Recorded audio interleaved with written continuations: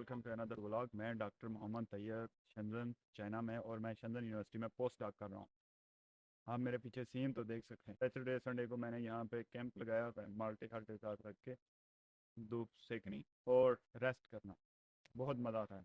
आपने अगर आदमी घर के छत पे होता है लेकिन वहाँ पे उसको हवा भी लग रही होती है, तो टेंट लगाने से ये होता है कि सनलाइट आती है, वो हीट होता है, तो क्योंकि कवर होता है तो हवा नहीं जाती, तो आपको ना जैसे वो सोना सन बात बात होती है, यानी वो हीट लगी होती है और आपको बहुत जल्दी पसीना आ जाता है। तो सेम सिचुएशन वहाँ पे होती है, इससे आपकी बॉडी बहुत रिलैक्स और लाइट फील। सो पहले तो ये लाजमी करें। चाइना, अगर आप चाइना में हैं तो यहाँ पर बार्गेन बेशुमार मिलती हैं, तो आपको सिर्फ पिंग दो से एक टेंट बाय कर लें जो 60-70 RMB का होगा, इससे ज़्यादा नहीं। वो मैं नाइनजिंग से अभी भी साथ लेके आया था। तो यहाँ पे भी जहाँ कोई अच्छी साफ जगह मिले लगा लो टेंट वहाँ पर वीकेंड। रात को यहाँ पे बात जगह पे अलाउड नहीं होता। तो बात मैं कर रहा था, आज की वीडियो जो थी, ये रिसर्च आइडिया कैसे प्रोड्यूस करना है। अगर आप मेरे चैनल पे नए हैं तो चैनल को लाइक और सब्सक्राइब कर लें, क्योंकि मैं यहाँ पर बहुत ज़्यादा एक्सक्लूसिव कंटेंट जो PhD से मुतल्लिक होता है वो बनाता रहता हूँ। तो बहुत सारे लोगों को इस बारे में मालूमात नहीं होती, तो चैनल मेरे को सब्सक्राइब कर लें। और सब्सक्राइब इसलिए भी कर लें कि इस वीडियो में मैं आपको 2 से 3 डिफरेंट मेथड बताऊंगा जिससे आप नया आइडिया प्रोड्यूस कर सकेंगे। ठीक है, यानी पेपर पब्लिशिंग के लिए कि ये मैं पेपर इसलिए पब्लिश करता हूँ, या पेपर पब्लिश कैसे करें। एक वीडियो में एक ही आइडिया पर मुश्किल कवर होगा। सब्सक्राइब करेंगे तो तब अगली वीडियो आपको मिलेगी, वरना वो निकल जाएगी। तो आज मैं पहला बताऊंगा कि सबसे ज़्यादा आइडिया प्रोड्यूस जो होता है, लेट्स सपोज आज 2024 चल रहा है, तो अगर मैं 1990 का पेपर पढूं उसमें, तो ये आइडिया नंबर 1 है जो मैं दूंगा कि इस तरह पेपर।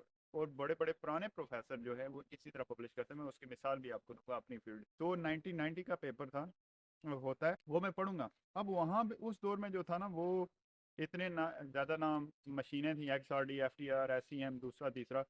तो पेपर पूरा ना सिर्फ 1 या 2 ग्राफ पे बेस करता था, और वो ग्राफ भी पता लगता था कि हाथ से ऐसे ना ड्रा करके उन्होंने ड्रा किए हुए। आई थिंक उस वक्त तो कंप्यूटर इतने होते नहीं थे, या होते थे तो इतना किधर उधर ओरिजिन होता होगा, कोई और सॉफ्टवेयर होता होगा, या मोस्टली वो हाथ से ड्रा करते होंगे। तो वो जो पेपर थे, मतलब उन्होंने XRD की ना, उस वक्त XRD की इतनी डीप स्टडी होती थी, तो वो एक ही पेपर होता था। तो ओबियसली अगर उसने वो मटेरियल यूज़ किया, अब आप करेंगे तो आपके पास XRD है, XPS है, EDS है, बहुत सारी मशीनें आ गई हैं। उनको मशीनों से गुजार के मुख्तलिफ ग्राफ आने, और ग्राफ को एक्सप्लेन करोगे तो वो एक नया पेपर बन जाएगा।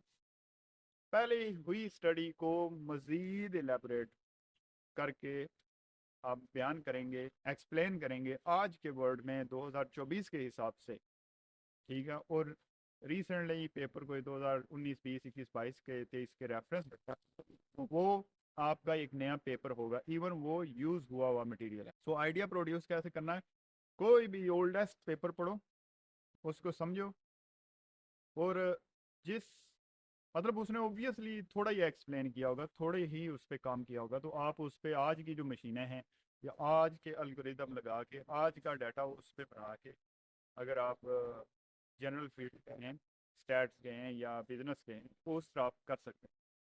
एक ये आइडिया है कि आप किस तरह नया आइडिया जनरेट कर सकते हैं। वो नया क्या होता है, मतलब वो उसने XPS उस दौर में शायद किया हो, तो वो उस पर एक पेपर निकाल के ख़त्म होगी बात, तो आप उस पर XRD करो, FTR करो, और बहुत सारे फार्मूले लगाकर आप करोगे, तो एक पेपर की शेप बन जाएगी। ताज़ी स्टडी, आप दूसरे लफ्ज़ों में कह लो। हमसे को 50 साल बाद आएंगे तो वो तो और डीपली स्टडी करेंगे, उनके पास और तरह की मशीनें उस वक्त दरियाफ्त इन्वेंट की होंगी जो हाइब्रिड हो सकती हैं, कि FTR और XRD के मिक्स से एक कंबाइन कंपोजिट इफेक्ट का मशीन बने। ये वक्त के साथ होती है।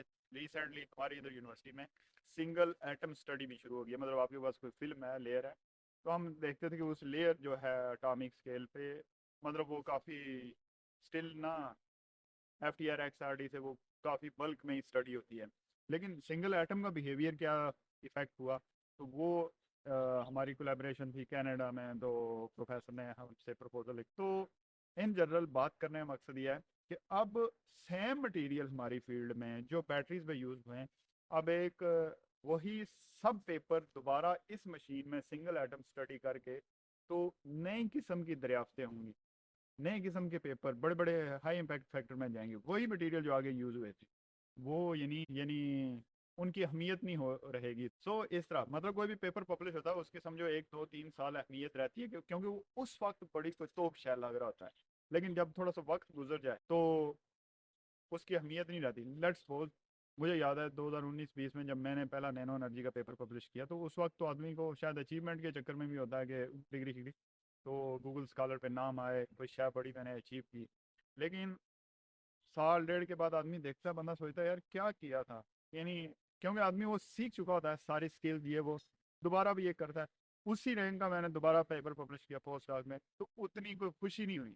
तो जो पहला पेपर था वो ना इतनी दफ़ा उसकी प्रेजेंटेशन हो जाती है थीसिस में मुख्तलिफ जगह पे, तो आदमी को लगता है कि कोई खास नहीं किया, क्योंकि वो दूसरे का काम बहुत इंपॉर्टेंट लगता है। यानी इस तरह इन डीड आप यानी मैंने बहुत अच्छा काम किया है किया, और आपका भी इसी तरह बिहेवियर होगा। लेकिन साल के बाद ना आदमी को लगता है कि क्योंकि बड़ी स्पीड पकड़ी या लोगों ने दूसरे जो रिसर्चर्स हैं, तो आदमी को लगता है यार मैंने तो यानी आपके अगर मैंने 20 इम्पैक्ट फैक्टर किया तो लोग 70 के साल में 3 3 दफ़ा कर जाते हैं बड़े प्रोफेसर। तो क्योंकि पीएचडी के बाद आप बड़ी रेस में आ जाते हैं, क्योंकि अगर मैंने उसकी सीट लेनी है तो उससे बड़ा पेपर या उसके उससे ज़्यादा फ्रीक्वेंसी में वो 3 करता, मैंने 4 करना है, तब जाके सीट से बात जाती है। तो ये चीज़ है। आगे में रिसर्च में आप इवन 35 में तो साइंस या नेचर का पब्लिश पेपर करते हैं तो आप पूरे किसी डिपार्टमेंट के डीन आपको लगा देते हैं। तो छोटी सी उम्र में बहुत सारे ऐसे हैं। तो वो लोग जो बड़े बड़े बड़े वो अगर उनकी स्टडी कोर्स से देखो, मैं आपको आप मिसाल देता हूँ कि नैनो जनरेटर मेरी फील्ड थी। चोंग ली वांग जो नैनो एनर्जी के चीफ एंड एडिटर है, तो उसका जो पहला